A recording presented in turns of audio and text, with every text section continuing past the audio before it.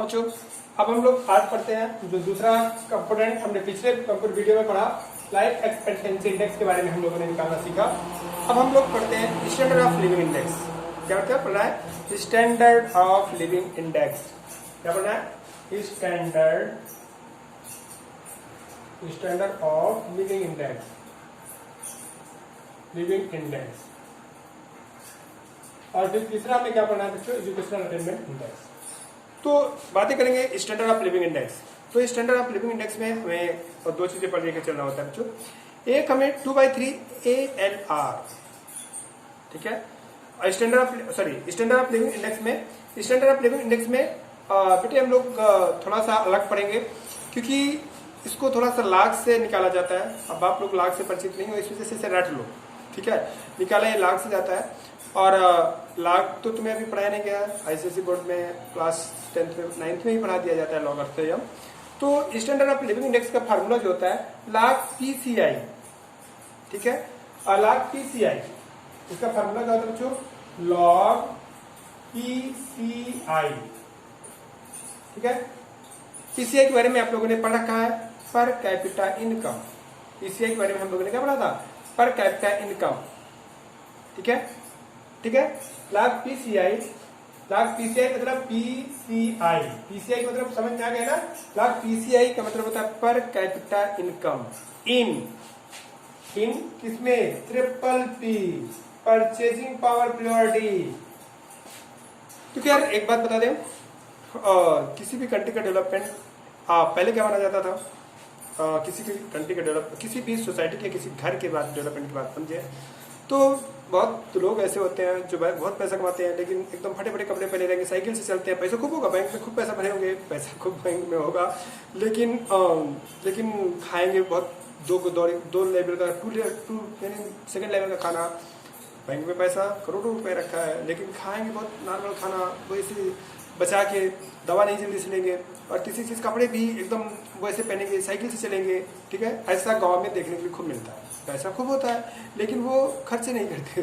तो भारत सरकार ने कहा ये तो स्टैंडर्ड है ही नहीं, पैसा कमाना तो इसमें क्या है? इनकम तो है आपके पास यार, कमा तो रहे हो, बैंक में पैसा तो खूब रखा है, बैंक को ब्याज दे रहा है, लेकिन आप स्टैंडर्ड नहीं हो, आप स्टैंडर्ड नहीं हो।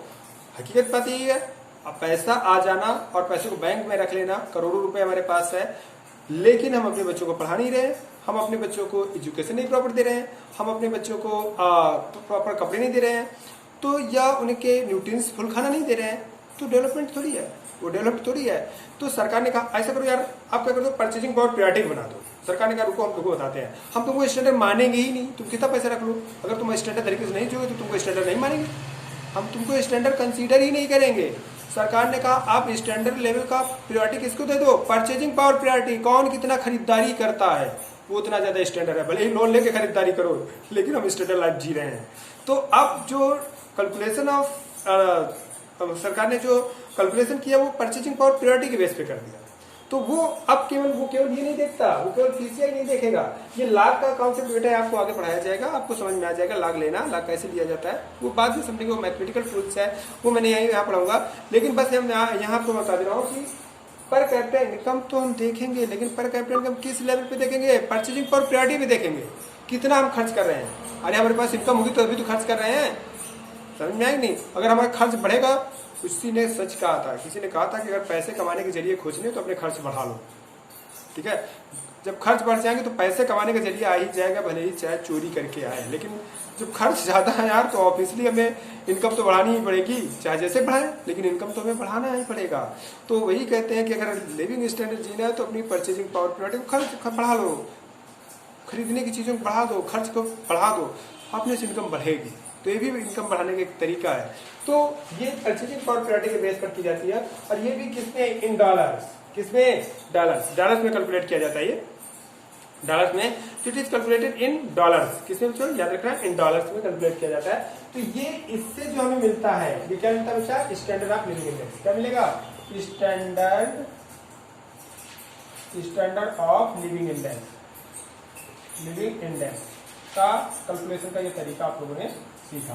अब ये बेटे लाख है, तो क्या हो, तो मैं 1 घंटे आपको लाख के सारे नियम बताऊं, तो फिर मैं मैथमेटिक्स पढ़ाने लगूंगा। आप कहोगे सर पढ़ा इकोनॉमिक्स रहे हैं, आप फिजिक्स भी पढ़ा रहे थे तो ठीक है, मैथमेटिक्स में आपने कहा तो ये log अपना सीखना और कब कैलकुलेट करना, यहाँ आपको रट लेना है log ऑफ द पीसीआई इन किसके टर्म से, परचेजिंग पावर प्रायोरिटी के टर्म से। इससे हमें क्या निकलेगा, स्टैंडर्ड ऑफ लिविंग इंडेक्स निकलेगा। ठीक है, तो अब बच्चों हम लोगों के पास एक पार्ट बचा है, अब वो बचा है एजुकेशनल अटेनमेंट इंडेक्स। उसको हम अगले वीडियो में कैलकुलेट करते हुए एचडीआई को फिर पूरा रिवाइज करके और फिर तुम्हारा एचडीआई कंप्लीट होगा। ठीक है, ह्यूमन डेवलपमेंट इंडेक्स कंप्लीट होगा।